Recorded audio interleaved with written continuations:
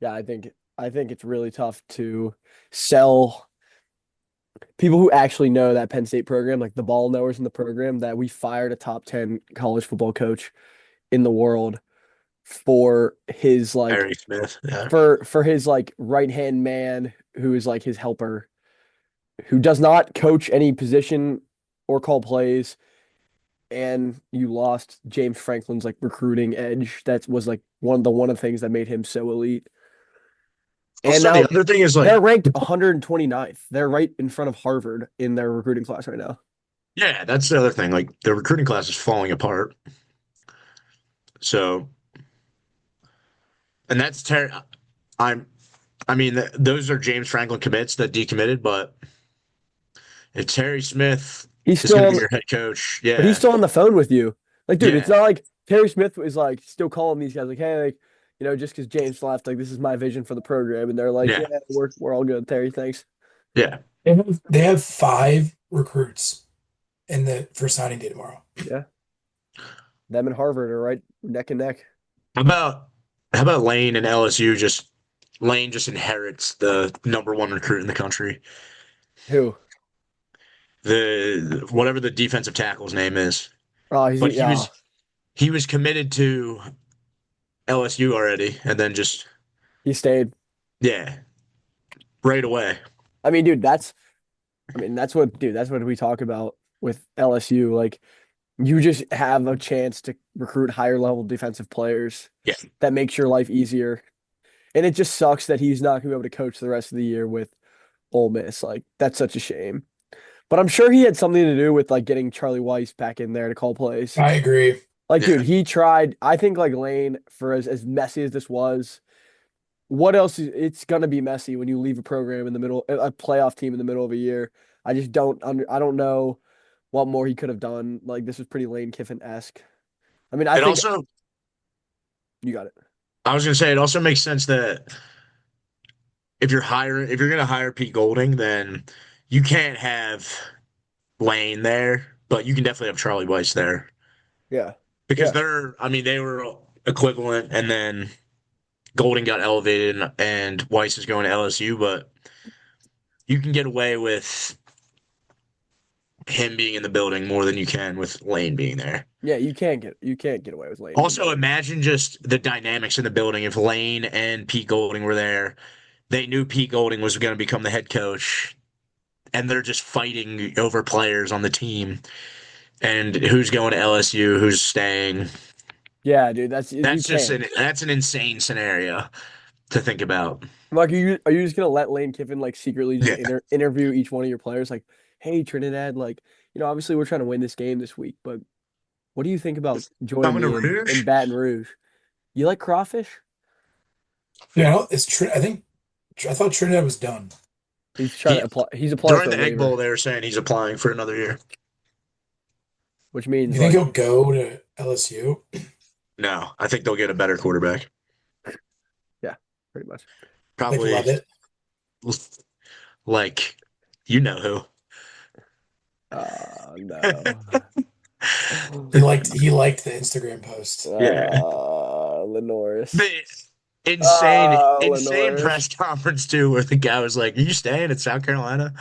And he's like, "I'm gonna make that decision when I have to." No, I That's an don't think that honest was. answer. Honest answer. Yeah, But yeah, like, he also has agents being like, dude, at least try to make yourself seem available. yeah, 100%. Because he's just gonna like he's gonna take LSU's offer and stick it on Beamer's desk and be like, here's what they're offering me, Yeah. Yeah. or at least his agent will. Yeah. Also, why would you not go there if you're sellers? To be honest, why would you not go play with Lane Yeah. Kiffin and That then go is to the draft? Is that? I don't know if he's the style of quarterback that would. really. I think Lane can adjust his scheme to Yeah. fit Yeah. the traits of his QB, no matter what. Then we could get. Hey, what about Sam? I think he would go for Sam Levitt too. Levitt, Levitt seems like the yeah, prototypical Kiffin, like best version of Trinidad Like Chambliss. Dart. Yes. yeah. Yes, that's a good point, Sam. Very good point. Would you make him a tier dart comp or no? No. I think Dart's better. Well, I don't think we got to Well, I see think the dart's best. better too, but Do you I think don't they think we have got to see similar? the best of Mateer as a thrower with his Dude, hand. I think Mateer the best. I think Mateer. No, that's a fair. It's fair. It's fair. But Mateer is like Texas Tech Baker Mayfield. Okay. Okay, that's not a bad comp.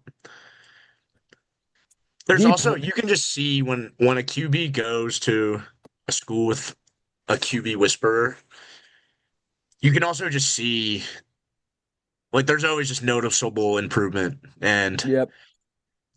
and Do you think he that's just could that's the leave? best way to get right. Like Baker going to Oklahoma, he just got right. Yep. So if a guy like Levitt goes to LSU and he's with Lane Kiffin for a year, or someone Yeah. goes to Kentucky to play with Will Stein, you just know you're going to get right there, Yeah. and you'll probably be a first round pick because you already You know who have. I actually think might go to Kentucky, Charlie? Who? Mason. Oh, Heinschel. that'd be brutal. Dude, that would I suck. was thinking about that today because what if they hire Cade Bell? That would actually be a pretty good hire for Will Stein. K Bell's ROC though.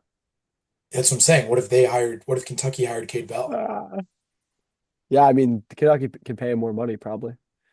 They already took Jalen Lowe from me, so Dude, If if you, I was really thinking about, I think Mason Heischel would be like a really good fit for Kentucky because he's young and like, I think that would be yeah, a good like he's also small up for him. he's also got like just playmaking ability that Kentucky would have to just rely on so much to win games. So that seems like a guy Will Stein might try to hunt down, definitely. But that just sucks because you land a guy, dude. Pitt was his only Power Four offer, and then all of a sudden he hits and like you developed him, Th and then like you just lose him in like whole season. that's why I actually think he could stay, is because of that. I also don't think he's played like that well to where it's Dude, warrants. Pitt also has the money. They paid Eli $2 million. damn, Yeah, like dude, why don't we just take Eli's money and give that to Mason? I mean, I'm sure that's what they're gonna do, but no, I mean Kentucky's definitely a better pro like a better place for a quarterback to be, especially with Will Stein. But I think Cade Bell does a good job with quarterback play as well. So, it's pretty cool that Kentucky went out and got a Stein type guy. dude, Dude, really cool, that's an awesome, that like Yeah. pissed me off. especially because remember how earlier in the season Pate was talking about how like the best job in college football is Kentucky because if you go 7-5, like they'll keep you forever because that's what's expected of you. So this kind of changes the narrative on Kentucky a little bit. Like they're a little bit more serious about football with this hire. And like dude, Will Stein was a big fish that I thought like we've been mentioning him for a lot of the jobs. We're like, why not go get the guy that has had really successful offenses out in Oregon? Also, landing. I mean, Dillingham is great.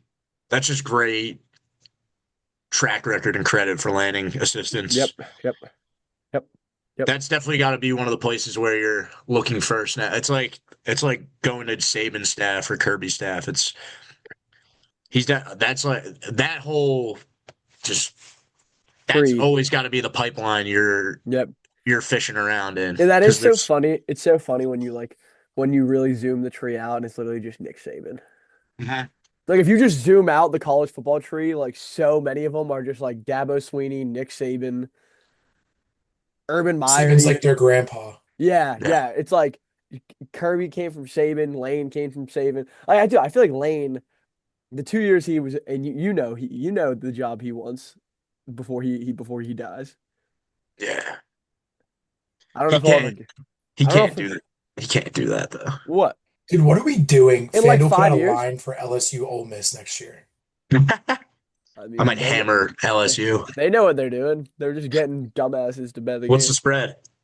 1.5. Oh, I might tap in Dude, LSU. I think what I think If is Lenore Sellers is the QB, they're gonna make that game like week 3, just to make sure that there's still like if Ole Miss like sucks next year, that game will be week 3, oh, make my sure they're prediction. 3-0 or four Or or 2-0. Ole Miss will be 2-0 and LSU will either be 1-0 or 1-1 or 2-0 or Yeah. 1-1 after Clemson.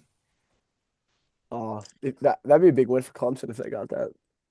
I wonder. I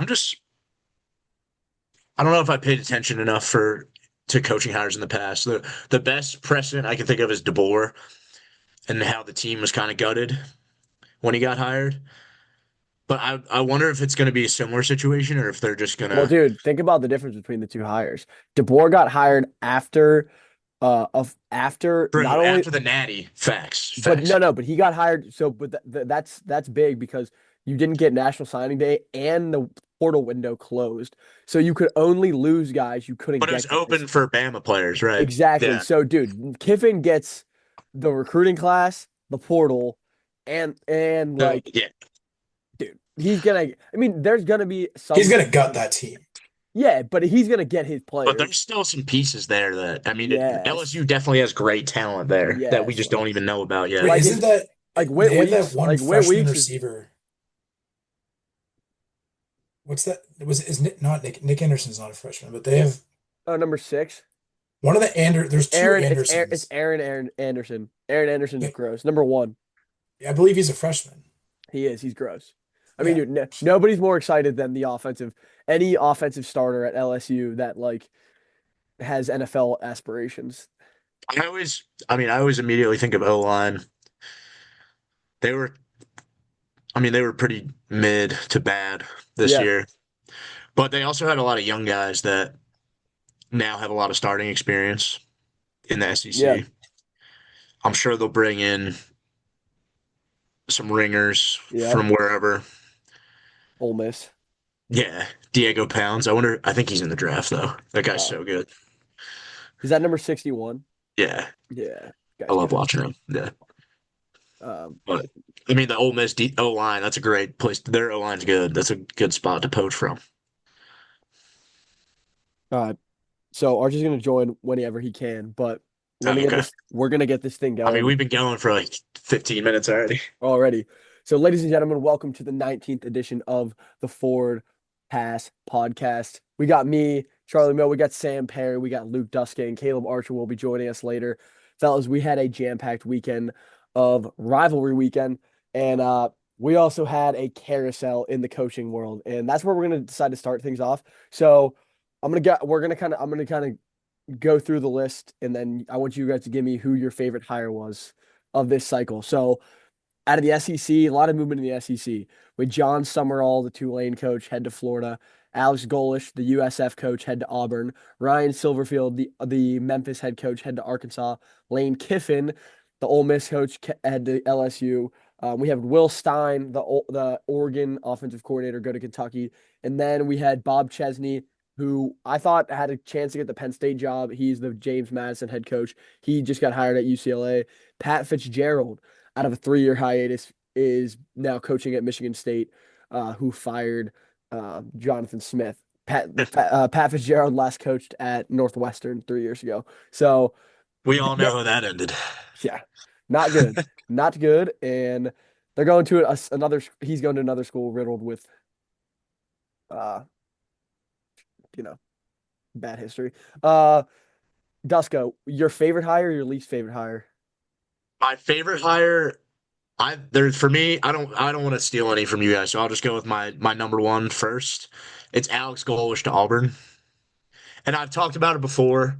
I'm just biased towards play calling head coaches, offensive play calling head coaches that can go anywhere, develop quarterbacks, and implement a system and bring a lot to teams that have struggling offenses. You've seen what he's been able to do at USF this year with Byron Brown, with all the talent they have, and they've been able to consistently score points all year. He did the same thing at Tennessee, and when he goes to Auburn, he's going to have all the resources that come along with being the coach at Auburn. He's he's a pretty I'm trying to think of a nice way to put it, but he's kind of just a savage type coach too that's going to take no prisoners and knows how to build a culture of a team. You can see that in the USF team this year. They play with an edge and it's noticeable. And I think that's perfect for Auburn. I think he's going to go in there. It's a place where defensive talent they're always filled to the brim with defensive talent. It's we've talked about the SEC schools that you go and you just have an inherent advantage of being able to bring in defensive talent because of the location. Auburn's one of those places. You can see that in their defense this year. And they've always just needed a coach that can get the offense humming. Hugh Freeze wasn't able to do that, but I think they've gone in a pretty good direction with Golish. I think he's going to be able to get that offense humming, and with that inherent defensive advantage, I'm just excited to see what type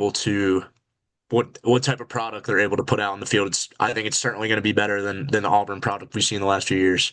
And then least favorite hire, I think this will be common among all of us. It's Ryan Silverfield to Arkansas. And it's not necessarily because Ryan Silverfield's a bad coach. I just think that with Arkansas and what they've projected to the world, what they want their football program to develop into, and we always talk about how much financial investment that school can have with the big corporations that are in its backyard and the backing that they get. And you can see that in their basketball program too. There's a lot of investment in that program. They hired Coach Cal, who's an all-timer, and the basketball program's come a long way. And they want to do the same thing in football, and Ryan Silverfield is kind of just uninspiring in that respect. He's not a super young gun coordinator like a Will Stein, who I'm sure we'll talk about, or a young head coach from a G5 conference that's had a lot of success so far. He's Yeah, if you're the Memphis has been. Walmarts, I don't know, or the Tysons, I don't know if this is Yeah, moving the how excited needle. are you about this? Yeah, I He don't he know. went 50 and 25 at Memphis, did a good job of building them back up after Norvell left. They won 4 bowl games. They were fine. Um, this season they had a really good roster and started to capitulate towards the end of the year. I wonder if that a part of that is because his foot was halfway out the door. But I mean, it's just not as exciting to me as some of the other hirings that the SEC schools that were open got. And I think a comparable team to them in the SEC is Kentucky. And if you're them, you have to be way more excited about bringing in Will Stein from a program like Oregon than taking Ryan Silverfield from Memphis. But I mean, this clip could be clipped in a few years, and Brian Silverfield leads Arkansas to a SEC championship, and I look like a complete fool. But I think it's hard to see that happening. I think to piggyback on the Arkansas thing real quick before I get into mine, I think the main issue with Arkansas, and we talked about this earlier in the season when we kind of knew that Pittman was on his way out. Um, I just don't think that there's alignment there right now with the donors and the football program. It seems like the donors are willing to kind of go all in on other sports like football, or not football, basketball and baseball, but not necessarily put together that financial commitment towards football, just because of where they've been in the SEC in the past years, just being a middling program. And I know you guys kind of talked about this earlier, but like, where does Arkansas, like, what is their ceiling of a season? And I wonder if the donors might think the same way. And that might be why they weren't willing to make a big splash hire and like really go out and spend a lot of money and promise $25 million in a roster and $10 million to that coach, et cetera. So, yeah, pretty underwhelming hire for Arkansas when you see teams like even UCLA making a pretty popular hire. So I'll go to my favorite Wait, hire. can I just add one more stat in to just Yeah, reinforce everything we just said? So in Pittman's tenure, the best recruiting class that they had at Arkansas was ranked 25th in 2023. Or yeah, 25th in 2023. I want you guys to guess where that ranked out of SEC teams in that year. 23 nationally, Yeah, 25th probably nationally. 12th. It's 13th. So, I mean, when you talk about that job as well, it's you kind of also have to understand it's if you're pumping out the 25th best recruiting class, you're kind of in trouble in the SEC, and I think it's a tough job to turn around. And Which is insane because if you threw the 25th best recruiting class in the ACC, you'd be cooking with grease or the well, Big we've talked 12. about before how good Arkansas would be in the Big 12 or the Yeah. ACC. Yeah, Gosh. Like did the 25th best recruiting class would get it done in some other conferences yeah. and you're just not. Yeah. That's what I think is if you're a donor, why are you putting all this money on the line for what? Like to maybe go 8-4 and make the Tax Slayer Gator Bowl? Yeah, Pate said it nicely when he talked about how if you're what did he say about he said Arkansas like, oh, if you're spending money and you're spending more money, you're expecting more wins. But in today's college football, if you spend more money, all you're doing is trying to match up what other programs are spending. So even if Arkansas goes out, pays $25 million for a roster and $10 million for a coach, like that's just what the other programs in the SEC are doing. That might just get you to 6-6 because right now they're at 4-7. So, you know, it's they're gonna need a wizard. I mean, yeah, God needs to help Arkansas. Like when I listened to the podcast today and he was like, God yeah, help yeah, Arkansas. God help Arkansas. Cause like, well, how is this is an uninspiring hire and like what is the path forward? Like what is the path forward? Path So is just fully embracing being a basketball school. yeah, that is the tournament. The tournament is the not the playoff, the tournament. Yeah. Um, yeah. Sam, your favorite hire? I'm gonna go with John Summerall to Florida. Like that. And here's why. I think that, so first off, I mean, this is pretty common in coaching, but I just think first off, like being a former player, especially a linebacker like Summerall was, and playing in the SEC at Kentucky, um, I think that that is just a really good way to establish a program and set a tone for what you want your program to be. And for the last few years, it's really seemed like even, I guess the last time I would say this was in the Kyle Trask and Pitts teams. They didn't really have, they still haven't really had an identity since then. And I think that's what Summerall is going to bring to the table here. He's obviously known for having top defenses at Tulane as well as Troy. So I think that is just going to turn into Florida's identity. And we saw this multiple times this year where they were able to hang in some of these big time games that they played with their defense. And he even went out and said, and I don't remember if this was an opening presser or just a statement that he made, that he is committed to hiring an elite, explosive offensive play caller. So I'm really excited to see what he does just because of how much of an impact he's going to have on that defense. And then hopefully, like everyone says, how important it is to hire a good staff. And he's had very good offenses at Tulane the last 2 years. So I just trust him to make a big move there. And if I'm a Florida fan, I think you got the second best coach in this hiring cycle, and I would be very excited. Then on to my least favorite hire, it's actually the hire that hasn't been made, and that is Penn State.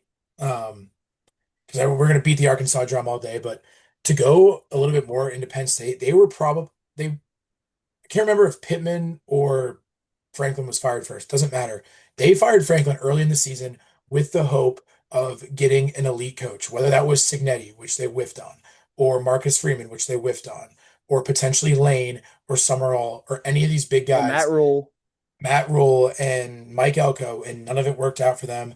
And now here they are holding their hands, and tomorrow is signing day for those who are unaware, and they have five players committed to their school right now.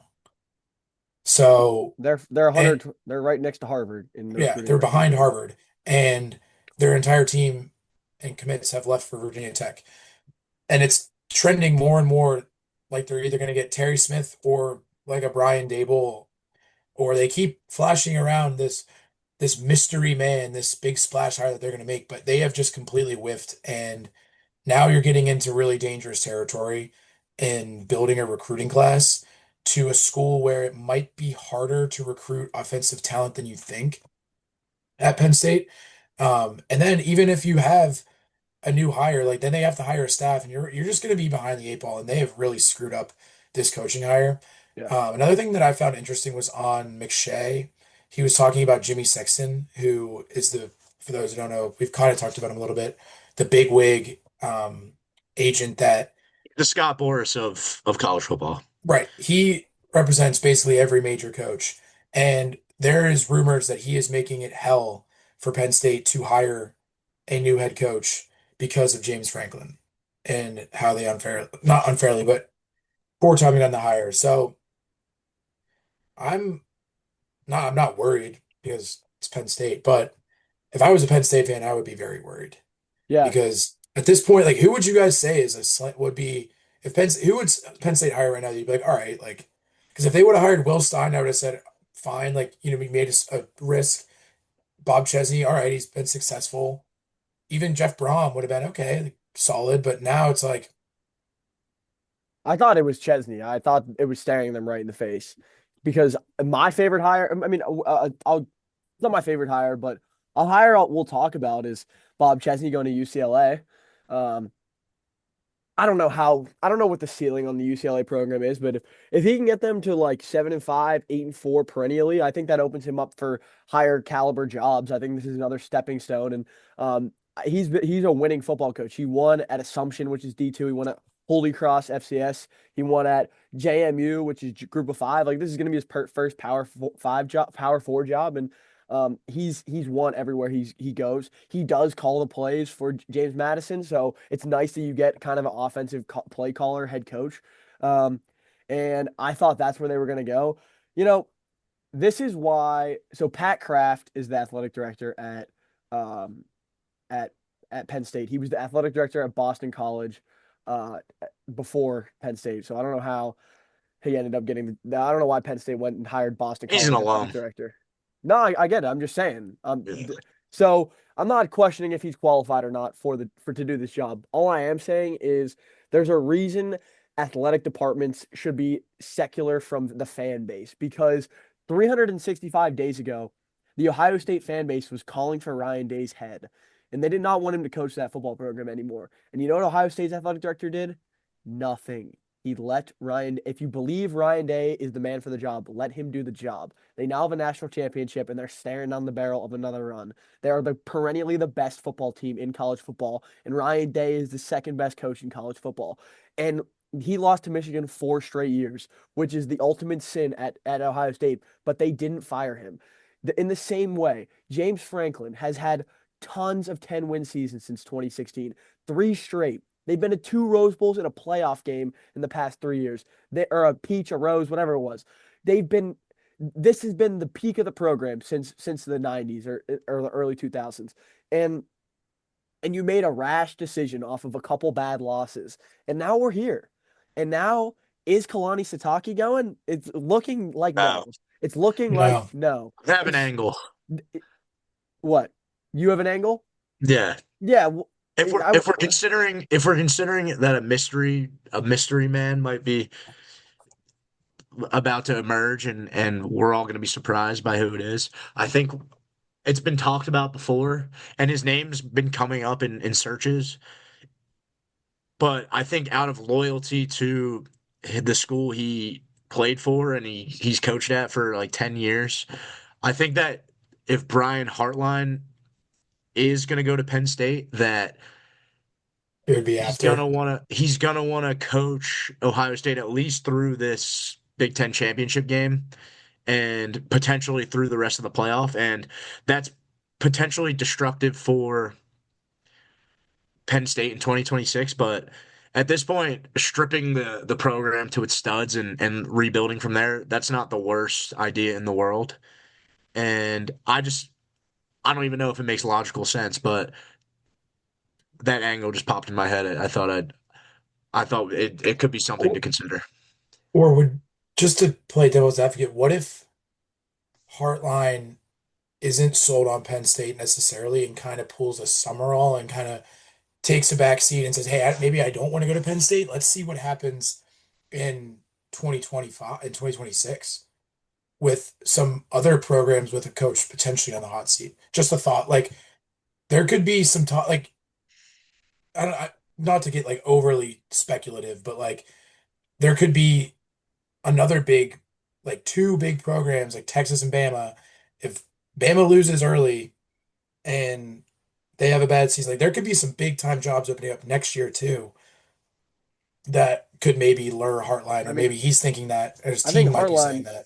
I actually think Heartline, they would walk if they walked ass backwards in the Heartline. I would like call it a good hire. I'd be like, you know what? I actually think he's a pretty good coach. But I would think, I mean, your search was a JV search, but like you did walk ass backwards into Brian Heartline. So I wonder how that works. But I mean, is Heartline gonna traditionally the coach, the mentor does not perform very well against like the sensei head coach. So like I don't know if Brian Hartline's going to solve the Ohio State problem that you guys have had that James I don't Franklin think couldn't anyone figure can it out. solve that That's problem what though. I'm saying. So like did we get At this better than point I James think Penn Franklin? State's like, all right, we'll just take a 10-win season Well, now. they don't even Oh play yeah. Ohio. Yeah, I'm saying like We just yeah. want 10-win seasons. Oh, can we please get? It's been such a miserable year. Can we just get 10 wins? Like you probably would have got that the next year if James Franklin was still laying around. But yeah, yeah. I think also, I'm sure we're going to talk about this later, but another potential angle, you're mentioning Heartline waiting for a job to open up in 26. The most insane, I don't think this would ever happen just because of the rivalry, but if the Michigan job opens after next year, Ooh, I doubt Brian Hartline would ever want to coach at Michigan. But imagine if that job's open, he's the premier name in the market, and then we see something like that happen. But Yeah, I Didn't actually Shem? kind of I think that there could be some other like I would wait if I was him yeah, I think the because he's going to Michigan. go into Penn State in a lose situation with likely no recruits, and it's not like he's going from a school where he can just take guys like, hey, Jared, come on, guys, you want to come with me? yeah, No, that's not going to happen. So Yeah, he's going to have to kind of scratch and claw. yeah. Wait, do you guys think? Do you guys think like we'll get into the Ohio State Michigan game now that we're kind of talking about like these programs, but I think that's a good point that that job might open up because do we think Sharon Moore's a top 20 head coach in college football? I'm not sold on him. No, me neither. I don't want to say no, but I agree. I agree. I I think think he deserves one more he's year. gonna get one more year, Yep, which is fair which he because should. the offense this year is really young, Yes. and you can just see that when they play.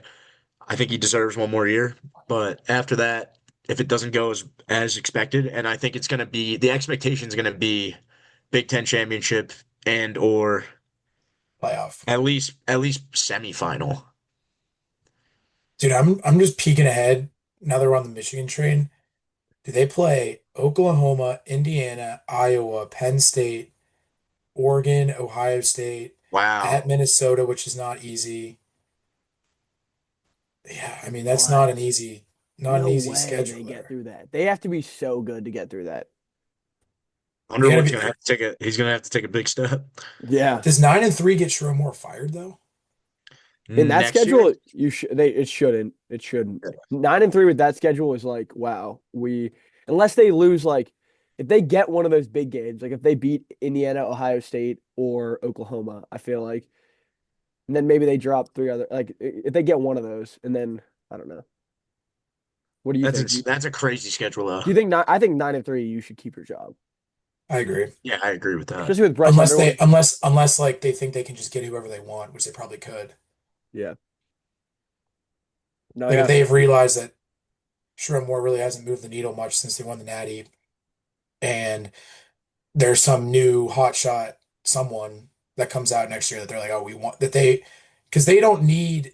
I think they could do what Penn State thought they were going to be able to do this year Yes. Yes. and poach. Michigan can poach someone. Yes. Yeah. Michigan can go down to the SEC and Like poach Michigan could almost take anybody who they want.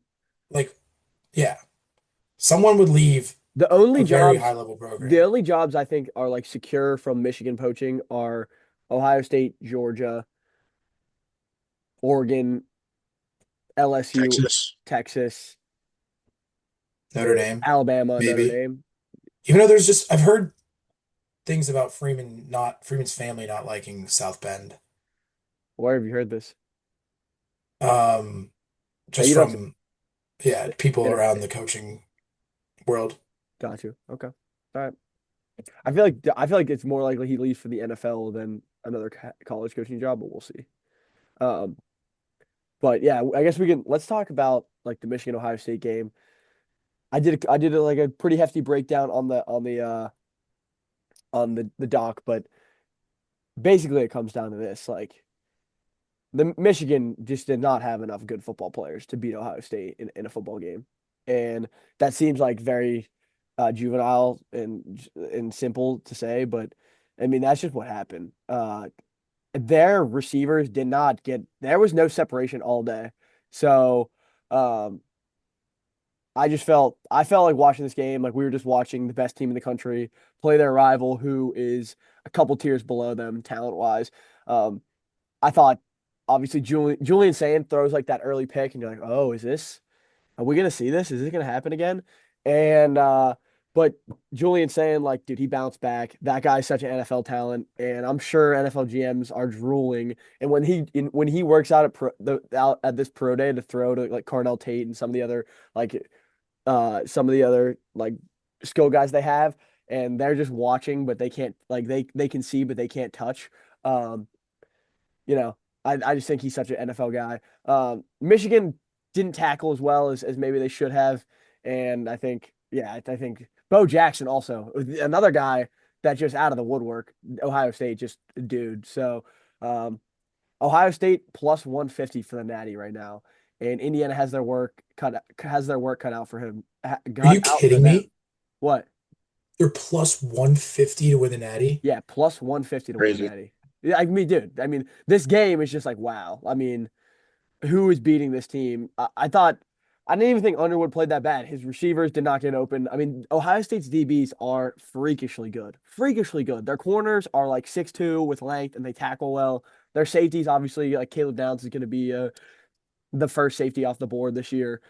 They're just loaded with NFL They also have talent. the best linebackers in Oh, college football. dude. Oh my gosh. Their linebackers are so nasty. And Michigan's got good linebackers too, but gosh, Ohio State's linebackers fly around. Their edges are some of the best in the country. Like, dude, they're so stout on defense. On offense, they have Jeremiah Smith, Carnell Tate, Bo Jackson, Max Clare, Julian Sayin. Like, I mean, how many guys are going to be playing on Sunday in this roster? Like, too many. Too many for your average college team to beat.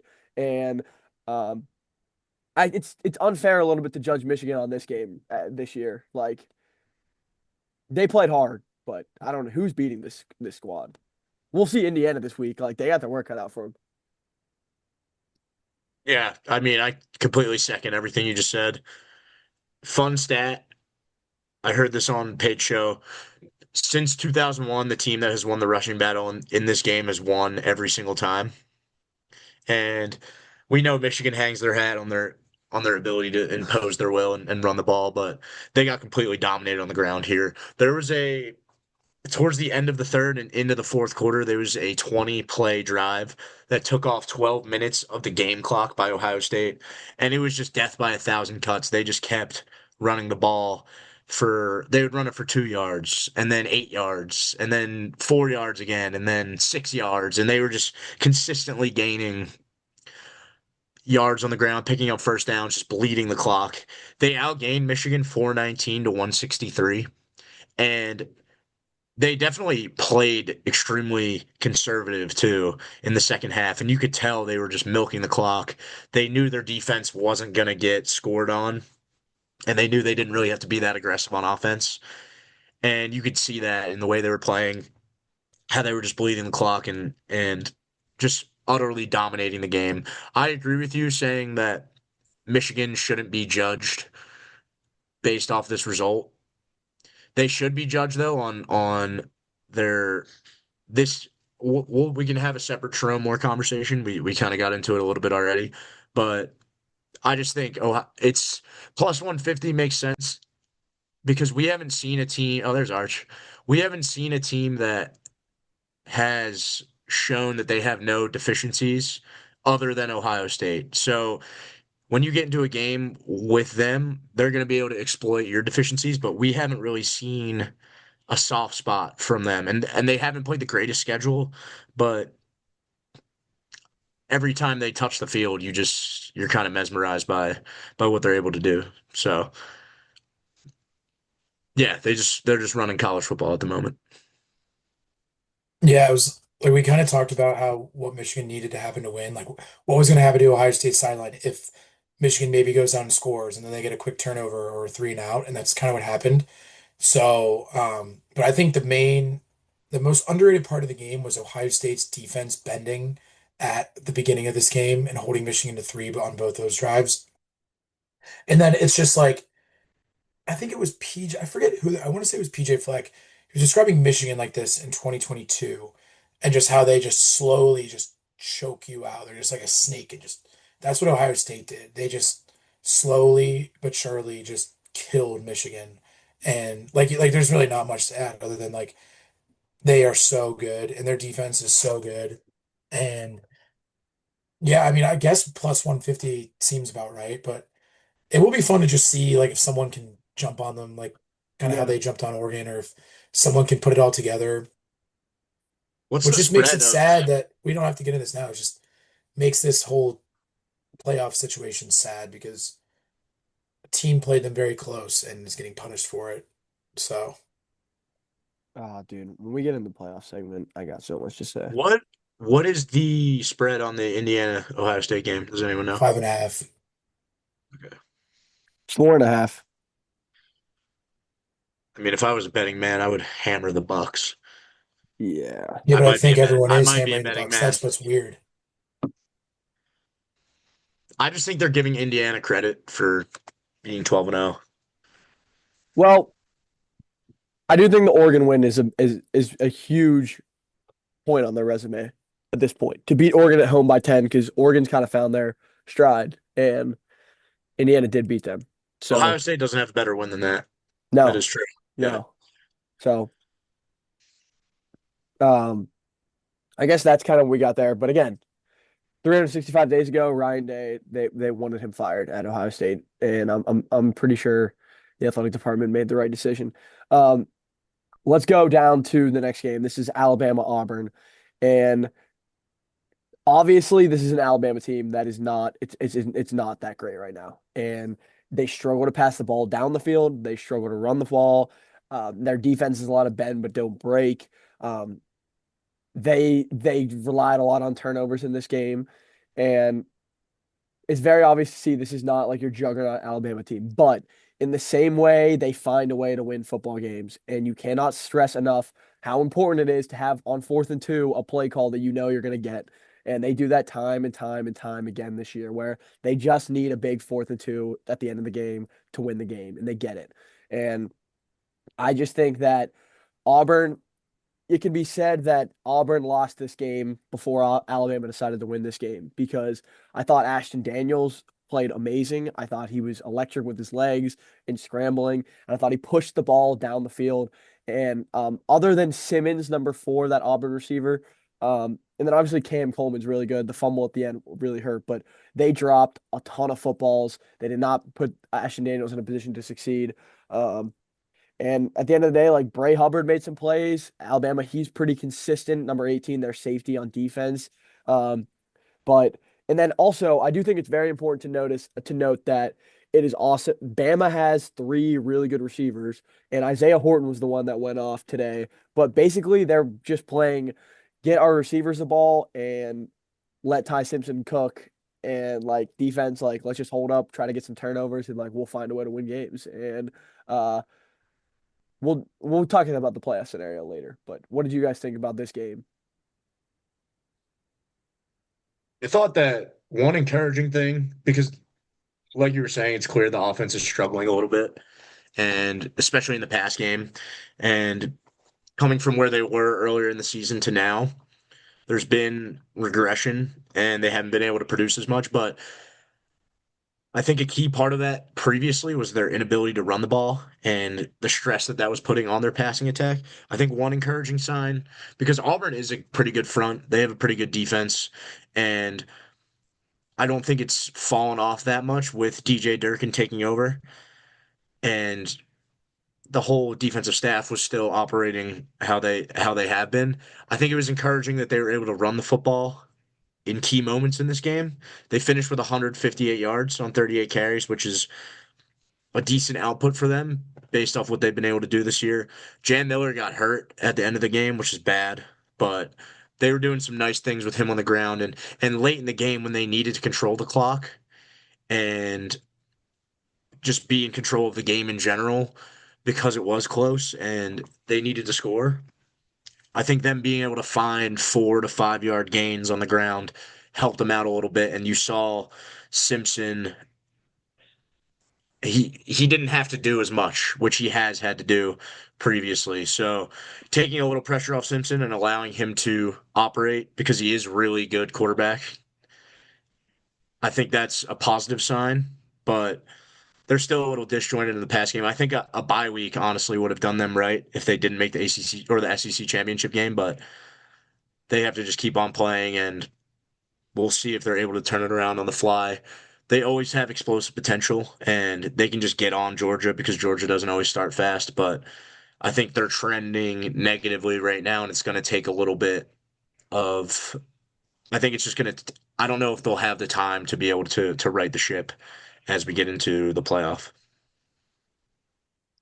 It is key to note though, offensive staffs are usually a little bit more flexible and and they move a little, they can adapt a little more quickly than defensive staffs. You kind of see that in the NFL kind of play out. Like the Steelers haven't been good at offense for 8 years, and then the Rams were a wreck for a decade and then McVay came in and all of a sudden like we're splashing. So I There's do think also there's already proof of performance for them too, yes, and they've been able to produce a lot offensively with the receiving core. I think there could be a game where they just get in rhythm early and they're just clicking like you saw them be able to do earlier in the season, and that's just always a possibility for yeah. them too. Jeremy Bernard is their best receiver, but and they also have Isaiah Horton and Ryan Williams, who Ryan Williams was not very effective in this game, but you could see it. He is very explosive. So you're right, Dusker. But Probably they were missing our guy Cuevas. dude, that was another thing. Cuevas Yeah, is that was my favorite. big. He's my favorite Alabama player. Yeah, they were missing him big time. Definitely. Funny part of this game was watching it with my dad and watching this small aneurysm that he had when Bama decided to go for it at the end of the game. As every father, why don't you just take the points on the road? Um, but I also think like we talked a lot about Bama. I had a little bit of PTSD watching that play at the end. It was like the same exact thing as South Carolina's guy wide open. But I think that shows the trust that they have in this defense, who is now becoming more and more underrated. I've been very impressed with how this defense and these DBs have played. Yeah. So, and this also reminds me of kind of where they were before they played Georgia, and it almost felt like, oh, this is a must-win game. We haven't been playing well, obviously the Florida State game. So it's kind of the same vibe around Alabama now, as they've struggled ever since that South Carolina game, really, to put together a full 60 minutes and hit on these explosive plays. So let's see if they can get right. I don't know. But yeah, back to that defense. Their DBs are electric. They've been shut down. They've been very, very good. And what I think is a really underrated part of this team that has not been getting talked about as much as the offense. And I know, like you said here, Charlie, how Simpson's audibled so much. I just think, like, even when I got to see him play in person, like, he is such a game operator and such a game manager and just does such a good job running the offense. It's really fun to watch him kind of just operate. And that's why I It think is. he's going to be very successful at the next level, especially with the right coaching staff and the right system to let him just kind of cook. Get Arch in here. Come Yeah, on. Caleb, let me hear something from you. Yeah, I mean, it was a good game. Obviously, it was one of those games that I guess watching it and like seeing it progress. I didn't know how Auburn was actually in that game because I thought Bama from down to down played so much better, but Auburn was very opportunistic. Um, Players were playing hard under Durkin, but at the end of the day, Auburn is going to Auburn, and they did that with that fumble by Cam Coleman. Which like no fault to his. I mean, he did fumble, but it's not like Future Georgia Bulldog, Cam Coleman. yeah. We'll see if we open up. I mean, we do have some NIL after the quarterback, but yeah. I mean, it was a good game. I thought Auburn, like I said, I don't know how they were in it, but I mean, they were just they fought, which is what you like. The worst part about some of these rivalry games now is where there's like a clear team that's like mailing it in, and I think you see that sometimes. But I mean, Auburn.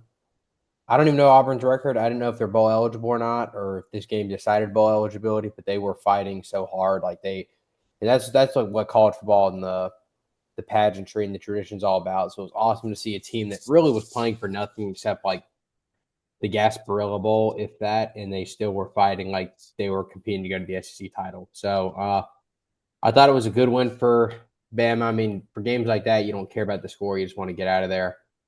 Um, Offensive passing game was really inefficient. I think Simpson threw like 40 times for like less than 200, which is what Rayola did against Cincinnati week 1, and we bagged on him. So, um, got to clean that up. But I mean, when they play Georgia this week, they'll probably look like the 85 Bears, like they usually do after a bad week. So, I'm sure they'll get that fixed pretty soon. I got a Cam Coleman thing. I love Cam Coleman. He's one of my favorite receivers. Also, one of the best receivers in college football. And that was a bad fumble. Good hit by Bray Hubbard. Bad fumble. But I really hope Coleman stays at Auburn for the duration of his career, which is one more year. And I think if you're goalish, like this is the guy like you have to try and keep because dude, he's so physical. He's a boy dog. He competes his ass off. He's a playmaker. I think like Cam Coleman is what you want out of your receiver room. A guy that can block, a guy that like he finishes runs with physicality, makes a ton of good plays, good route runner, twitched up. So obviously not how you want to end the season for Cam Coleman. Like felt bad for him fumbling after he was so heroic all year for them. But I'd like to see him stay at Auburn. I'm rooting for Golish keeping him because he's an Auburn guy. So, but We'll just go to LSU. he's going to LSU. That's what I think. All right. Well, I hope not. I mean, if he does, so be it. I won't be Did say he it has been reported that he intends on entering the portal, but now that they have a new staff, lure him they back. could We'll always see. retain. Well, Yeah. I'm sure he's probably not coming back. I think he's like embodies what it means to be like to keep fighting and like that's an Auburn football guy for the last 2 years. So, you know, you'd like to see him at least like get to walk out on like senior day. Right. I don't know if juniors that have their degree can walk, but whatever. Um, okay. Can we go into let's do I think this is a good time to talk about the playoff bracket that came out.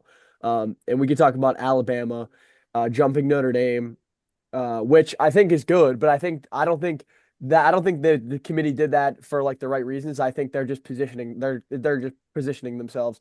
And I also think what is that clown's name that they have?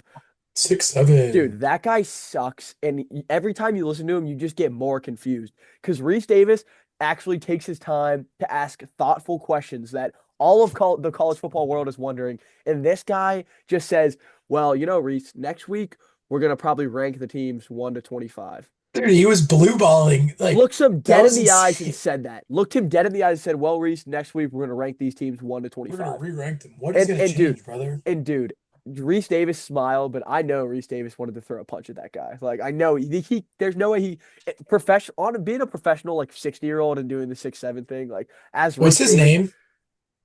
dude. I don't know. He's the Is it the chair. Is he the Chairman? chairman of the committee? It's As the chairman Yeah. of the committee, it's Hunter Yurchek. He's the Yeah. Arkansas AD, He's which such clearly a he doesn't clown. he doesn't take that job serious enough. Yeah, So they hired a seriously. G5 coach who was on the hot seat. So You should have heard the segment we did to start the show, Oh, Archie. dude, the Silverfield. It's perfectly aligned with what you just said. Yeah. oh, it's a terrible hire. He's the The most Arkansas uninspiring. AD, dude. Dude, This guy- dude, Memphis cared more about football than Arkansas does. Like They football beat wise. Arkansas. Yeah. What a catastrophic error, in my opinion. You like Memphis donors. I know it's just like probably I shouldn't be talking about this right now, but the Memphis donors wanted him gone because they had all this FedEx money and the most NIL in the American Conference, and they couldn't even make the American title the last 4 years with the most talented like blue chip ratio roster. Yeah. And Arkansas goes out and says that's our guy. What like this such a miss. Because they beat them. Such a Putting miss. the pieces of the puzzle together and realizing that committee chair is the AD at Arkansas, it all kind of makes sense now. He's Yeah, such a Hunter clown. Yurchek is an idiot. Yeah, idiot watch, but also, dude, I would just want like restitution for Vanderbilt being the number 14th ranked team in the country. I don't understand how they are that low. And my thing is like, why is Notre Dame like a shoe-in for the playoff? Like, why are they in? Because they're good. I get the eye test, but resume, like, dude, how do you read I'm out? kidding. I know you are. There are like 4 10-2 teams. Not 4. There's a few 10-2 teams that are better that have better resumes than Notre Dame. That's what I'm saying. Like the Vanderbilt resume is a very impressive resume, and it's bullshit that Vanderbilt doesn't get credit for beating like they were the number 12, or number 11 at the time, South Carolina. Yeah, that was a big win. Yeah. When it happened, that was like, oh my gosh, Vanderbilt beat them. Or what about beating LSU? Like that just doesn't count anymore, dude. I understand on that a little bit. Wait, can I finish my take? If you say South Carolina is a big win, though, no, like, I didn't say that. Can't. No, didn't say that. all I'm saying is this. If we go through the Vanderbilt Commodores, I'm just saying they should get like, dude, okay. They beat number 11 South Carolina when they were ranked number 11. They beat number 10 LSU when they were ranked LSU. They beat number 15 Missouri when they played Missouri. They lost to Texas, beat Auburn, beat Kentucky, beat number 19 Tennessee. All I'm saying is they shouldn't get the full weight of beating number 11 South Carolina. But that should like be wow, good win. Hard win, tough win. That's not playing Syracuse. Oregon's getting a lot of credit for beating Penn State. Yeah. Like if you're like, how the hell is Oregon 5 Well, over Ole Miss or A&M? No, I get that. No, I get that as well. But I think that's the most egregious. So you don't think Vanderbilt should be like in this conversation with Notre Dame? But then I don't why think they is should make the playoff because there's other teams in their conference that either beat them or just have better record and better wins. I think the problem with Vanderbilt is you prop them off of quality losses instead of good wins. Dude, they beat Tennessee by 100. What? Dude, and Tennessee Georgia took him to overtime and should have lost the game. Dude, that was week 4 versus week 14. There was still number 19.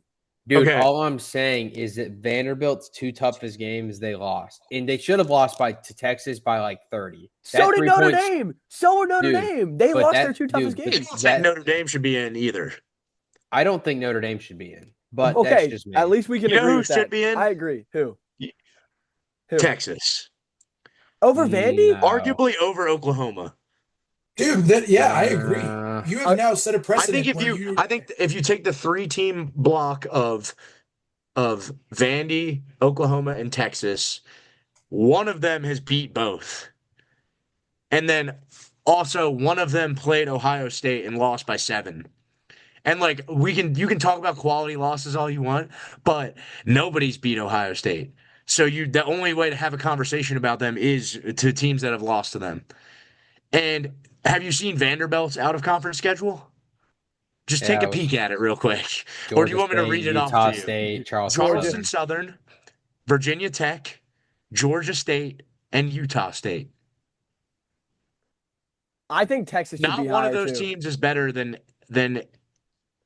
even like UTEP or whoever Texas played earlier in the season. Dude, Texas. Besides Virginia Tech. I also think Texas should be. My other take is that Texas should also be higher than Notre Dame. It should be, in my opinion, it should be Miami because they beat Notre Dame and they have the same record, and it should be Texas because they beat Oklahoma and Vandy, and those teams Oklahoma's not on the bubble; they're a shoo-in, but they beat Vandy and they beat Oklahoma. But then, how do you put Oklahoma in but not Bama? Well, Bama's in. Bama should be in because they're the 1 seed in the SEC. And they went 7-1 in conference. I hear a Bama. How do you put Oklahoma in over Bama? Or how do you put Bama over Oklahoma? My whole same thing as Notre Dame is if you want Texas in over Oklahoma because Texas beat them head to head, then that means you also want Oklahoma over Texas Texas over Oklahoma. Did I just repeat the same thing? Oklahoma over Bama. But that's what I'm saying. But then you'd want Oklahoma over Bama. So that means you would want Oklahoma and Texas over Bama. That's what I meant to say. Well, I just don't know how you can do that. Going 7-1 in the SEC with the schedule that Bama had. Really, Arch? I think that should carry. There's no way you leave it. There's no way they can leave out Bama. That's just me. Yeah, I agree. I don't think that they necessarily are a shoe-in I think Vegas has them minus 4,000 to make the playoff. They should be in the playoff, bro. They should be in the playoff, but there should be a debate. There should be a genuine debate on the 10-2 teams with them at least ahead. If the group, the Vandies, BYU. I mean, I don't think BYU should sniff this playoff, but Bama should be above them a little bit. Bama should be more regarded than Notre Dame, but a little bit more than Notre Dame, but barely more than Miami. I think Miami is getting screwed by this, but also Miami has 2 bad losses. Miami beating Notre Dame and them both being 10-2 though is anti-competition. Yeah, why do you play the games? I think it also sets the whole next. You know what we should do next year? and Have a we'll play. 14 playoff. No. Yeah. Well, I've always said that. But you know what we should do next year? We'll do Miami versus Notre Dame, but instead we'll just make the bands play. We'll do a music concert. Why play the game? It's just dude, give CJ Card the flute and then give Malachi Tony the drums, and we'll just let him play in the band because the games obviously don't matter. It's actually insane that Notre Dame just gets just Well, auto because they bids roll like Dude, for How about fucking this I 14 remember we play talked for the about it. 14 one good. playoff would They be have one perfect good for this win year. though. Dude, I remember we talked about this at the beginning of the season. We said that no matter what Notre Dame does, like they can either lose both Miami A&M or they can split. They'll still be in. And then even after they lost both of those, I was like, okay, maybe this year they actually don't make it. Dude, you skull drug like 10 teams besides Navy. You just skull 9 like lifeless teams. Yeah. And you're just, although How like, is Navy more lifeful than Pitt is? dude, Navy's 10 wins. don't even talk about that fraudulent Panthers. But my whole thing is Oh, wait, they beat Syracuse 70-7. They beat Navy with their forgot. backup. in college. Shout out the Eagles. That their second win of the season, they skull drugged Syracuse. Syracuse is a corpse. My whole I don't know. Oh, dude, they beat I think, Stanford though. yeah, I think the precedent wait. is. I think the precedent is. It matters who you beat. I think that the committee, no matter what they say or not, it matters when you peak. It matters when you peak. Yep. Notre Dame peaked like week 8. Miami peaked. I think genuinely think speaking, Miami peaked week 1 or 2, probably week 1 because they might have peaked versus USF when they skull drugged them. That might have been their peak as a team. Since then, they just haven't looked that good. I just don't. Here's my thing about the committee using that logic is like, then you just have 3 weeks. Then you just have 3 weeks with like, not 3 weeks, but like then it's like 2 weeks. Everybody gets buys, and it's like, all right, we kind of get a reset button on the team. Guys get healthy. Like you shouldn't be judging peaks when like there's going to be a 2 week hiatus where like nobody plays football. I think there's another factor to this, and I saw this news today. Alabama is switching around their non-conference schedule, so they were supposed to play USF next Yeah. year, and they switched it to a game against. I think it's an Chattanooga. FCS team.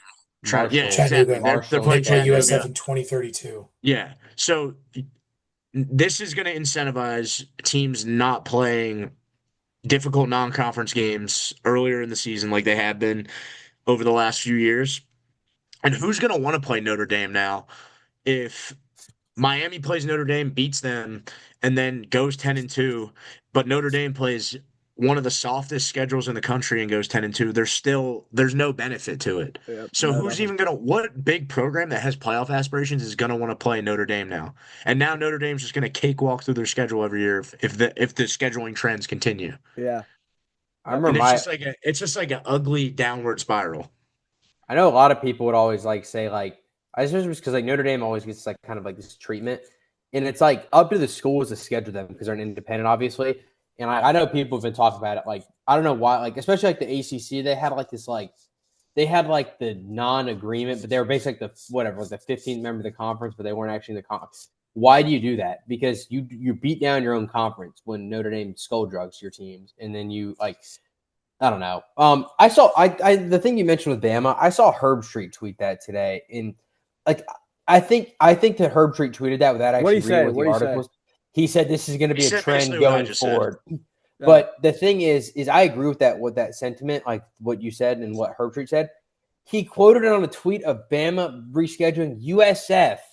That's not a game that they would USF just lost their head coach. It's not like they're going to be a powerhouse. Okay, USF's a bad example, but the point he was making is true. Good. Yeah. I just don't understand why he didn't make that his own tweet. Quote tweeting that, everybody was like, dude, USF was not the team Bama was scared of. Yeah. I don't understand. They should be. They played well. Also, the Yeah, but I think the more glaring point of this too is Texas. Why would you ever play Ohio State? Yeah. If they would have played fucking They're Sanford, in. The mean green. they're in. So if Texas is 10-2 and Oklahoma is 10-2, but They have a head-to-head win. Texas played ball sack U instead of Ohio State, they're in, right? And they're ranked ahead of Oklahoma. Yeah. Right? Yeah. My whole argument is you play those out of conference games to win so you can make up for shit like the Florida loss. Yeah, but Bama lost to Florida State. But Yeah, Bama but then, hasn't but, Bama they hasn't made up lost for it. bad like that. Bama that's has when you not want to lost play. bad like 8 to, and you can say that game was 8 to Florida. I remember watching that game live. It just did not seem like it was like the second half Florida owned. Arch, I agree with your point, but that's why you play. If you're Oklahoma, you play like a Michigan instead of an Ohio State. There's a Yeah, difference between the two. I agree. I Because think a Texas Michigan got the win, short side a with Michigan win looks good in theory, but it's an Ohio State it's not the same. yeah, I agree. I mean, I think Texas has got like a tough like end of the stick, I guess, short end of the stick with you played Ohio State in a year that like probably And people Georgia, thought you did. played the two best college football programs in the country, and you lost those Yeah. games. I mean, the thing with Ohio State, like how Ohio State is reloaded, and that's the thing. Like, I guess preseason people thought they were gonna Ohio State was gonna fall with just with Patricia at DC or whatever. I don't know. I just think like I don't think I think if you let in 9-3 Texas over whoever, like I don't know. I think Texas is one of the best 12 football teams in Would this you put country. them in over Notre Dame? Uh, uh, Ooh, I would. I would in a I second. don't think they're better. I think their resume is better, even though they have one less loss. I think Notre Dame is one of the best 4 What teams in the country, question? but I don't think the resume shows it. So Do you think that part of the selection committee, I'm trying to word this the right way, is in their selection process is based on who would be favored in a game? Oh, they just I revealed. sure hope not, because that But that ruins it. But Is it probably. not? Like it doesn't even look like they're evaluating. Like it's clear that like Texas has better wins than Notre Dame does. And even Vandy like if you put blind rank Vandy in Texas's resume, Vandy has a better resume than Notre Dame. Vandy and Notre Dame, yeah. Vandy and Notre Dame. Yeah, and But then who would be favored in a or neutral if you site game, slap Vandy a or Notre Michigan Dame? or if you slapped the Michigan or USC logo on the Vanderbilt resume and then you were like the USC or Notre Dame or Michigan or Notre Dame, like Michigan's going. Like you're telling me you don't think that like obviously Notre Dame would be favored against Vandy on a neutral site. Yeah. And do you think that has something to do with the selection of the committee? I'm that just hypothetically just No asking. doubt. Also, you I know think what else? Notre Dame just gets the benefit of the doubt no matter what. Always. Always. Yeah. Also, But They it's have kind the of that college like football playoff birthright. yeah. Also, or then do you say like, you know what? Like these are blue bloods. It's like the veteran guys get the calls. I don't know. Just okay, next thing. It's going to be so sad on when in the first round when James Madison plays Oregon and Tulane plays Ole Miss. Why do those schools get a chance to play for the national championship when they're obviously But Duke still has a chance. that woman? Get her off the air. Get her off the air. She's awful. She's awful. She made just horrendous points. No, did you hear what her main point was? What?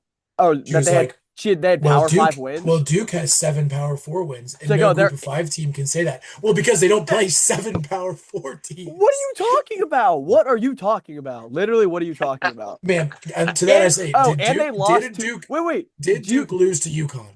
Duke has two more G5 losses than Tulane. Tulane's one loss is against Ole Miss. Duke's two they have two losses in the G5. UConn and Tulane. oh, Tulane. Oh, a head to head? Oh my gosh. God forbid we look at Also, that. should we I list don't off? think is Tulane going to be. Sorry, is Tulane going to be in this playoff? I think North Texas is. Probably. I think Tulane's going to win. You think so? Yeah. I mean, who we'll knows probably who's pick gonna them every single conference. Dude, Also, that's such a great game. We I should wish we hope could get that like Tulane McDonough wins calling just so that they game. can't put Duke in the playoff. Yeah. Dude, Who's my announcing that whole game? thing, JMU's strength of schedule, I haven't Is updated the metric. foul. Bro, it's in the Pitiful. 120s, and that's because we talked about this like 2 weeks ago. The Sun Belt was the most poached conference from the transfer portal. I think it's affected them the most. The bottom of the Sun Belt is CUSA bad. Like Georgia State football, CUSA bad. JMU played them. Georgia, like it's not serious. Georgia State is not playing a serious. Coastal Carolina, not serious. Georgia Southern is simply not serious anymore. Alabama horrible this year. Marshall. Like Marshall was actually not as bad, but still, I know. JMU beats it. The thing is that I don't know how the committee would. I genuinely don't know how they could like sleep at night taking a 115th strength of schedule JMU over Duke. But I also think Duke sucks. I don't think there's a wrong answer. Over 5 Vanderbilt. losses. That is funny. Vanderbilt. Also, dude, how did the tiebreakers? I don't understand that. With How is Yeah. Miami not in the ACC championship game? But They I should have think just the tiebreakers were they should have just horrible, manually overridden it. dude. Like, But I saw Dude, they should somebody have a tweet that, stipulation but, where it's the overall record. dude, if Like they the American Yeah, I has agree, that. Sam. they should The do American Why has is that that. not the first tiebreaker? I think they should do it like the third tiebreaker, but I saw somebody tweeting that the ACC should just override it and put Miami in there, and I was like, I guess it's from like speaking from like a law sense now.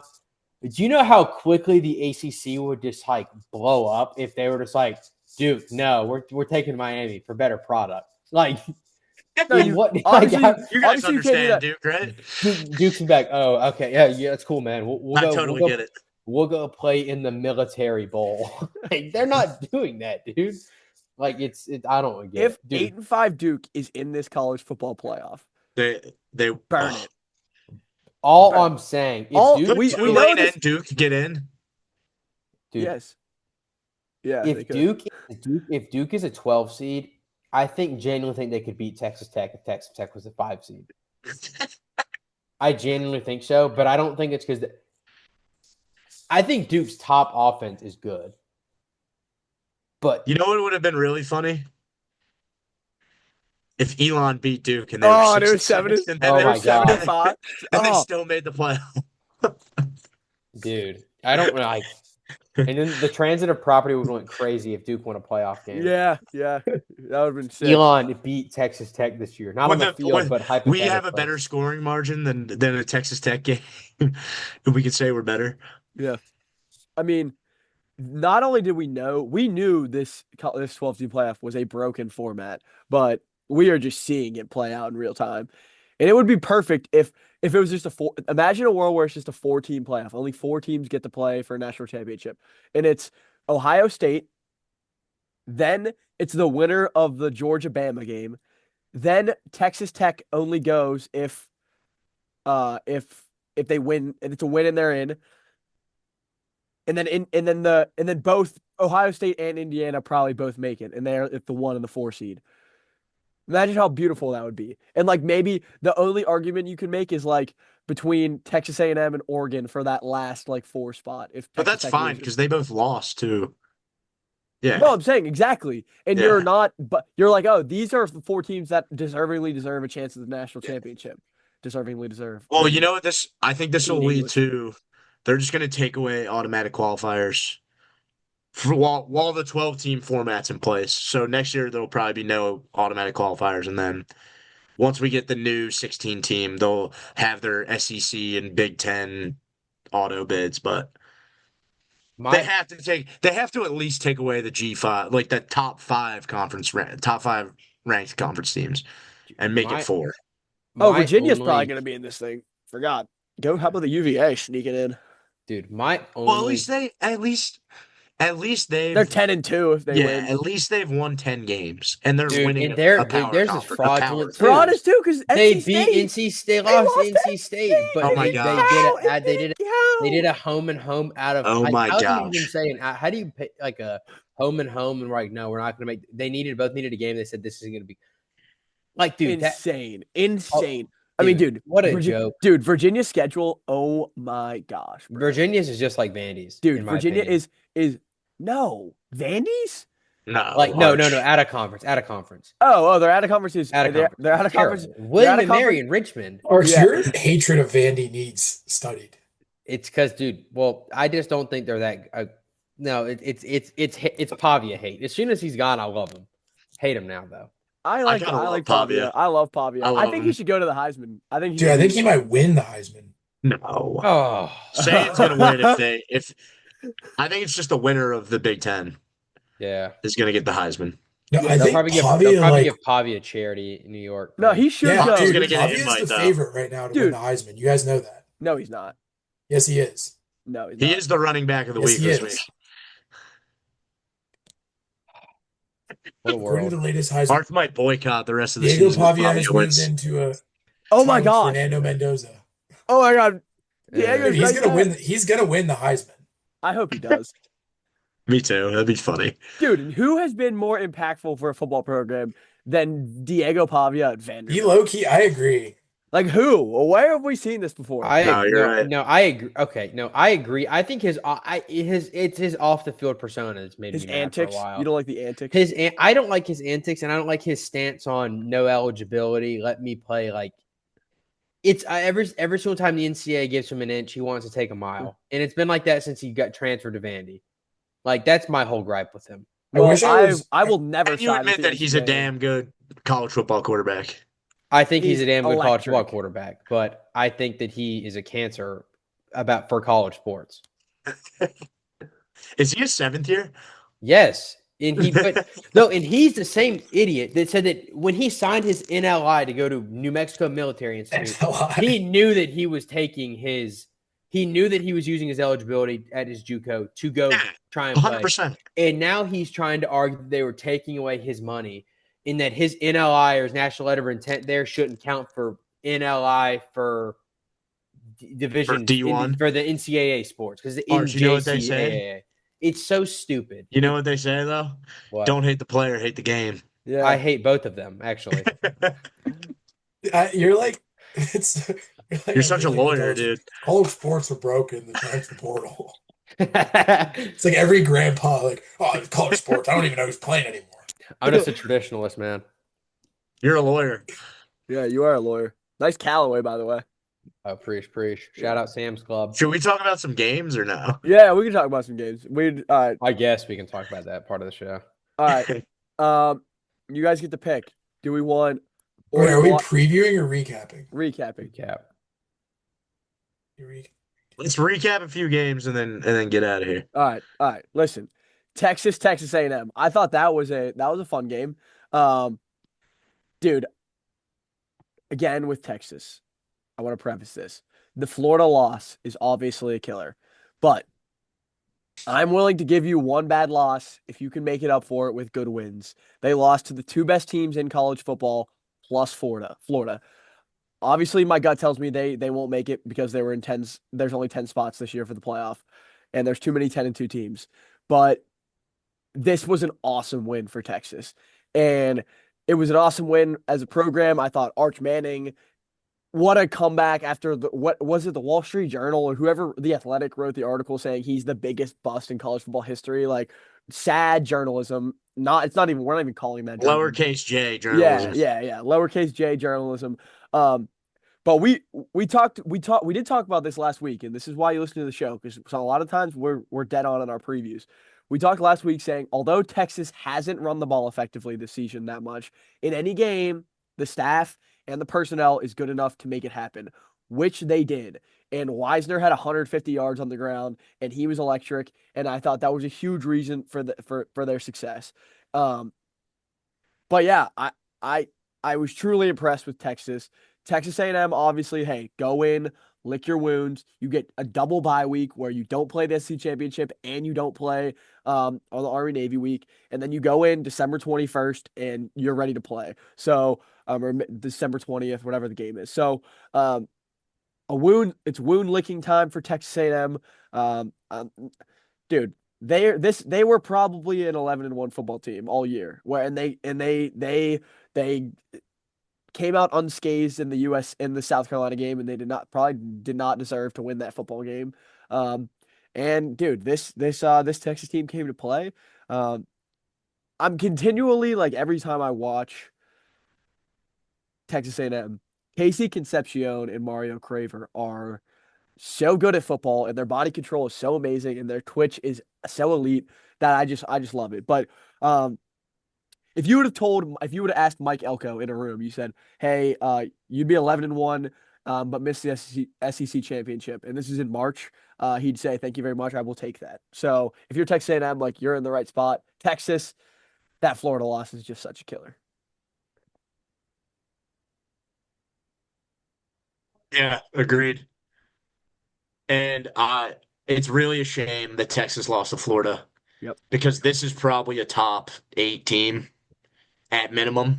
potentially top 5 when they play up to their potential. And we've been waiting all year for the run game to show up and for them to be multifaceted and be able to attack you from different angles on offense. And so much blame has been placed on Arch Manning this year for offensive struggles. And they started slow in this game for sure, but you finally got to see in the second half what it looked like when Texas was clicking, when they were just pounding gap scheme runs down A&M's throat, who have a really, really good defense. They've gone 11-1, and they have so many studs on defense. They're probably also a top 8 team in college football, and Texas was having their way with them on the ground and just cracking big runs. Arch Manning had an awesome rushing touchdown where he looked really fast, which was I've never seen that level of speed He is an out of athlete. Arch Manning before. He Yeah, is an absolute he's athlete. actually got really good breakaway speed. And that's just what we've been waiting for. We've been waiting for the ground game. And then Arch made some great throws. He's been flashing his arm for basically the whole season at this point and playing really well. And it's just funny to me that a guy in his first year as a full-time starter caught so much flack and criticism for expectations that he didn't create himself, but people created externally. And I'm glad that his performances are starting to live up to some of the billing that he got before the season. And then from an A&M perspective, like you were saying, I think this loss was pretty expected after the gauntlet that they've run this season and some of the games that they got away with, like South Carolina, like Auburn. But this result could go one of two ways for them. The first is like you said, they lick their wounds, they go home. The pressure of an undefeated season is taken off of your back. You don't have to go play for a conference championship, which is kind of heartbreaking because they went 7-1 in conference and had a really good year, and they've never had the opportunity to do that before, and it would have been a really big deal for the program. But there's also a bit of an advantage for teams that don't play in the conference championship. Look at Notre Dame and Ohio State last year. I think that they're in a really prime position with getting this time off. I think you'll see that in teams like Oregon as well. They'll just be able to rest up and get guys right these next 2 weeks before they have to go play a home game Yep. Kyle Field. against a cupcake team like JMU or Tulane, and that's gonna be beneficial for them. Well, The other the Yeah. currently Notre Dame's coming to town, but we'll see. Yeah, okay, well that's the least ideal scenario for Yep. sure. Yep. But in all likelihood, they'll They probably beat have an him this easier year. game than that. Yeah, that's true as well. Um, but the other scenario is the season completely collapses in on itself and they can't recover from this loss. And the only way that would happen, I think, is if the offensive inconsistencies that we've seen from the offense and from Marcel Reed in some games. You saw the turnovers in this game. I think if those show up, then they can get got by any team. But the potential and them getting healthy, it's all there for them to be able to make a run, especially if they get a favorable matchup in the first round. So I still think this team can do some damage. You just can't be as confident as you were previously to them losing. I'm gonna draw a comparison I thought of, and I just looked up some data to make sure that I thought what lined up. I think Texas A&M this year is the same thing as Texas last year. A weak conference schedule where they lost to the only team that they had the same caliber roster as them. And I could compare that to Texas. Michigan was horrible last year. Texas beat up on them. A&M beat Notre Dame this year. Notre Dame was good. That was a good win for them. But in conference play, I just looked at their strength of schedules in conference. Last year, Texas played the bottom 8 or bottom 7, and they lost to Georgia. That was obviously the top. This year, Texas A&M, all 7 of their conference wins were the bottom, some of the bottom 7. They're only lost to Texas, which is probably third or fourth and fifth in the conference. So I think, like what Luke said, I think they're going to have trouble scaling to top teams because I think they're too inconsistent at quarterback. Like we saw what Reed did in the game, which is kind of like with Texas. I just don't think they're as talented as Texas's team last year, so I think their ceiling is much lower. I think this is kind of what we thought. Like I don't know. I thought A&M was good, but I thought they weren't gonna. They couldn't punch up with like Indiana, Ohio State, Georgia. I arguably think Texas Tech, Texas A&M would be a really good game. So I just think that's kind of what A&M was, and I think Texas was the first team they played in a while that was like able to expose that for what we'll see in the playoff. But that's kind of what I like was reminded of watching this game. Yeah, I think quickly, I guess to play the other end of that, like you said, Duska, like they can lick their wounds and they can get healthy. Like I had this whole thing about how I thought A&M was actually set up nicely to get Le'Veon Moss back, get Craver healthy, get Concepcion healthy, get all their guys fired up, ready to go and play, whether it was UVA, JMU, Tulane. But then they dropped to 7 behind Oregon and Ole Miss, which to me was a little bit confusing. So now they're going to have to play Notre Dame again, which I think changes a lot of things. I don't know if they would win that game. So I think they kind of got screwed a little Brutal bit. draw for them. Yeah, like I think they really got screwed, and that's not being talked about that much. Dropping 4 spots after losing to Texas on the road as a 2 point favorite or as a 2 point favorite. So a little bit of confusion on my end there. And then on the Texas side, I think this is huge for them, even though they're probably not going to make the playoff for a few things. First off, just the overall vibe and the narrative of this team this year going into the offseason, where it could have been shit, we went 8-4. We lost our 3 biggest games of the season. And on top of that, lost to a team that fired their head coach. So we're 8-4, gonna not playing in a great bowl game. And now it's year 4, 5 Sark, and we haven't really gotten to where we want to be. And we played bad against Kentucky and Mississippi State. Now the narrative turns into, hey, we went 9-3. We went toe to toe with the number 1 team in the country. We think that we should have gotten in the playoff, but instead we didn't. We improved as the season got on. We got better in those last 4 games, and we're going to come into this offseason pissed off and hungry and ready to go week 1 at home against Ohio State this year. So I think just that singular game is a huge stepping stone for Texas regardless of the fact that they make the playoff or not. In the same light as Michigan, that's also another really young offense that another offseason for them that's going to pay a lot of dividends, I think, especially with Arch Manning having a full year of starting experience under his belt. And they need a weapon. They miss Matthew Golden bad. Yeah, And who was their tight end that went to the NFL? Helm. Yeah, Gunnar Helm. Like, dude, they miss those skill position guys. That's where I think they lack as a team this year roster. What?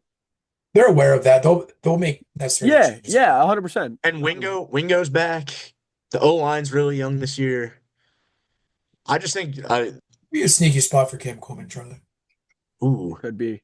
certainly that'd be I mean, fun. dude, when you're getting Cam Coleman, you're getting a number 1 alpha, Also, like game changer. did they get Quintravian Wisner back? What? Their running back? Number 5? Yeah.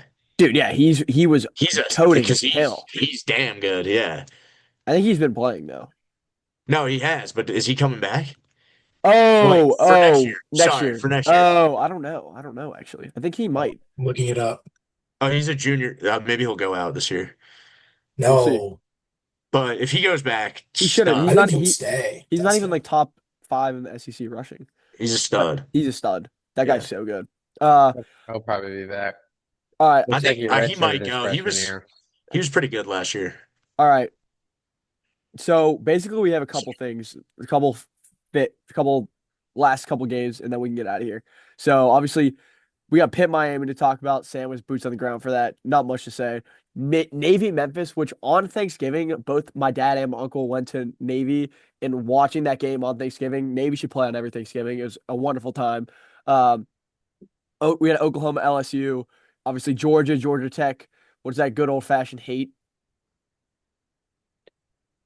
Yeah. Yeah. Well, the Invesco QQQ Bowl now. Oh, the corporate The bowl. sterile corporate jargon, but yeah. And then SMU Cal, where, dude, what a fold. SMU is the reason we're in this situation anyway, because Sagapolatelli wanted to play some ball. Sam, talk about Pitt, please, and why we just can't at home just lay stinkers. Well, I want to sit here and like complain about Pitt and say that like, oh, we lost our two biggest home games at the end of the year. But I mean, just being there, and I was Joey and I were so you could just tell from the first drive of the game, both sides. It was one of those just like we weren't getting a push on the line of scrimmage. Miami was, even if they weren't sacking him, like our O line was getting pushed back and our I D mean, line was getting pushed back. first play, they had a huge sack. I mean, just throughout the beginning of the game, we Yeah, scored. We were up 7-3. yeah, But yeah, To cut that out. yeah. But Sam, you're right about Pitt. That they yeah, are like there's not much to say. Like they're Miami was just technically better than they're us. technically the 23rd team in the country, like as in ranking number wise, but like that's We just so are. for We were ranked today. no, we no, like before the game. Oh, oh. And like since we play in the ACC, like that's a possibility because like we just play dog shit competition compared to the rest of the country. Uh, but like in any above average conference, like even the Big 12, like we would never scale to be a top 20 football team Wait, ever. did we nail our Pitt preseason 8-4 projection? I think I said 8-4. Well, then you did. But like, do you view this season as a success? No, I view it as I don't. almost tragic, and then we walked ass backwards into Mason High School. Also, want to give a shout out. I was not familiar with Miami fans. I don't know if you guys could see this on the broadcast though. Dude, they brought it. They had a nice section. They were loud. I was very, if there's any, I doubt it. If there's any Miami fans on the podcast, shout out. Like you guys were good. They were loud. Give Yeah. them a lot of credit. Also, I would like to give no credit to the Pitt crowd and including Madeline Mill if she listens to this podcast because I don't think she was at the game. And when you have a chance to go to the ACC championship on the line and your student section has 10 people in it, and then the It was fall break though. University of the University of Pitt alum who constantly complain about building a new stadium and not being able to fill up Heinz Field don't come. And it's 40 fucking degrees and no one's at the game. I don't want to hear, oh, we can't get recruits. Let's fire out Juicy. Well, when you don't come to the game, when your students don't come to the game, then you have a lot bigger issues. So horrible showing from the Pitt fan base at that game. And I don't hear anything about the weather. It was 40 degrees in December. So that was my gripe. Horrible crowd. At least make it a little bit difficult on Miami. They played no crowd pulse at all. I think Joe and I were getting the loudest, and we were in a corporate box. Well said, Sam. Well said. But But it was fun though. the stadium's also off campus, and it was fall break, and Christmas break. Thanksgiving. Thanksgiving break. Thanksgiving Oh, break. yeah. We went Over over two. two. Yeah, over two. We're getting there. All right. Speaking of Thanksgiving though, what a day for my Navy midshipmen. And on the podcast I said I knew we would do two things. Well, I knew two things. We would run the rock and our defensive backfield would be bad. And I asked the question, would we be able to pressure the quarterback enough to make up for our lack of defensive backfield production? And I said, are we going to be able to have 2.5 sacks? Well, we did. We had 5 sacks. Came to play.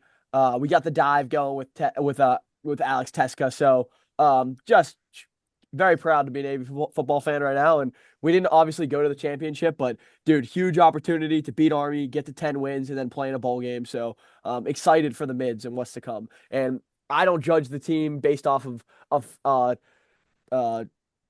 the fairy tale of going to the playoff. Like that's okay. And it sucks that we didn't win the tiebreaker to go to the AAC championship, but dude, still a successful season. That's uber successful season. We have a Need one chance. more win though. Come on, one more win when the pod will be in downtown Annapolis. BOJ. BOJ. Are you guys going to the game? Yeah. Yes. Ask us if we have tickets. And No. it's because ticket prices are currently reducing as the days go by. Which is why we do this every year. Year 4. We'll be able to poach some like $200. Yes. Tickets. It's already Arch, like are you going? 250. Nah, it's in between my finals. He is like real stuff. Shambles. It's okay. Well, dude, if you just played football and just retired like recently or the season ended, then you just like did fake school, like you could be us, but you're real school. If I did have my contracts final on that Monday, I would, but it's my J&J one, and I want to Cali the class, so it's pretty important. Yeah. All right. Well, Valid. no, super valid. We'll wrap the pod, right? Yeah, we will. We will. Oklahoma, Should not have LSU. won that game. No, they get away with Yet really. another game with a fraudulent win for Mateer and Co. Yes. Do you know I don't. Oklahoma's quarterback John Mateer, 12 touchdowns, 10 interceptions this year. Ooh, The pod knew. that was you, Arch. Even when everybody was hyping him up as the Heisman favorite, you pulled the reins back. It's because they it happens every year with transfer quarterbacks to get overinflated just because they're the best in the portal. But that's not even the thing. What was LSU's defensive backs doing on that play? Cost them their That money. was self-sabotage. It was that cost them like the thing you hang your hat on at the end of the season. Like, we beat Oklahoma, we did this, and instead you give up a streak route with like 4 minutes left, and For the not best player on the field. Best player and on not the a field. soul was in 30 yards of him. Yep. It was mind boggling. And then don't even get me started. I don't want to get too into X's and O's. What was that play? I don't know if the play call on 4th and 2 with Oh your my season on the line. gosh. The You dive? go under center, and then you do like Van Buren, their backup that starts now, Ooh. has to just like throw it away. But I was like, surely horrible decision. But then you look, he couldn't have even thrown it to anybody. There was 3 guys running a route, and one of them was like a fullback. I don't get it. They need it bad. The It's a Lane team in Kiffin could not dire have need of come. Lane Kiffin to Yeah. run the Yeah. offense. Yes. Yeah. Yeah, horrible way to end the season for them. But Yeah. well, not ended. They'll probably play in Music City, but Yeah, that's pretty much They're all gonna I have a needed hell to of a say. game against Georgia Southern. yeah. Go Tyke. Georgia Tech. What do we think about this? Because I thought obviously Gunner only threw for 70 yards, which is kind of uninspiring, but he got the win. Yellow Jackets kind of showed up. Defense looked stout. They flew around in a game that nobody really gave them much of a shot in. And, obviously Alabama came off of a win where, they looked okay. Georgia's coming off a win where they looked okay, and roll the ball out there in the same venue that Georgia just played in, and let's go see who wins a game. So I'm not off of my Georgia pick just because of this game. Like, they've shown, and I've also give Kirby the benefit of the doubt time and time again, and when games like this happens and they pull out a win, but obviously they know like that's not going to get the job done moving forward. Yeah, that was pretty pathetic. That was probably the worst Georgia offense I've seen in a while. And yeah, it's one of those things. I mean, Tech played out of their mind on defense. It was like they were always in the right call. So I don't really take too much, like you said, substance to that, but it was definitely uninspiring to see when you finally thought Georgia was turning the corner as a team, like that they were not subject to the letdowns. But they won. I also think their ability to stifle Georgia Tech's offense completely. That's a strong takeaway. Yep. Yeah. And honestly, it's not that surprising the offense came out flat. I just don't think there's as much juice surrounding this game this year. And also last year Georgia Tech punched them in the mouth too, and kind of made Georgia lock in, and we all saw the amount of effort it took for them to win this game. So I think they just came out a little flatter. They didn't know if they were going to be playing this week or not, and I think they just kind of wanted to get this game over with because they were finished their SEC schedule. They played Charlotte the week before.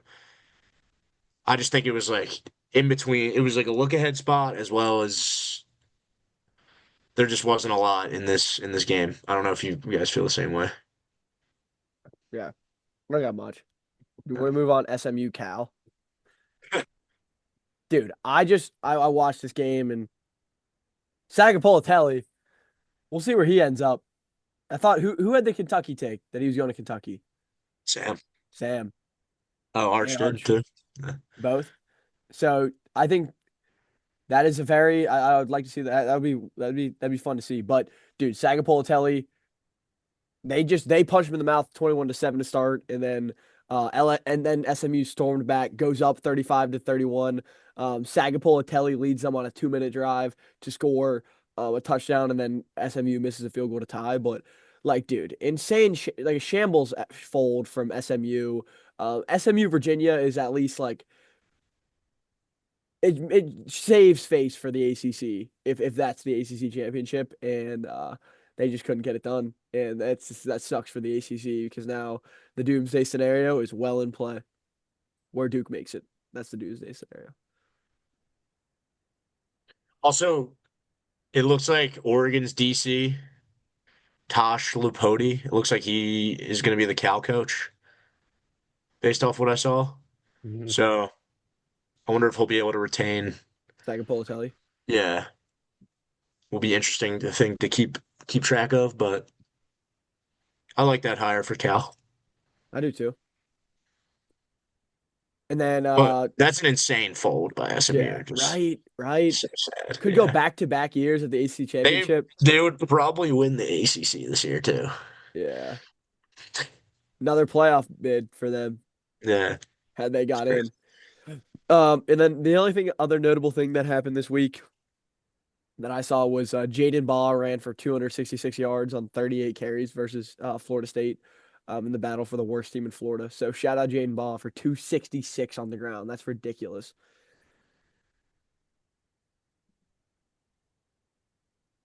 Anything else, guys? Not much. Didn't didn't pay too much attention to this one. All right.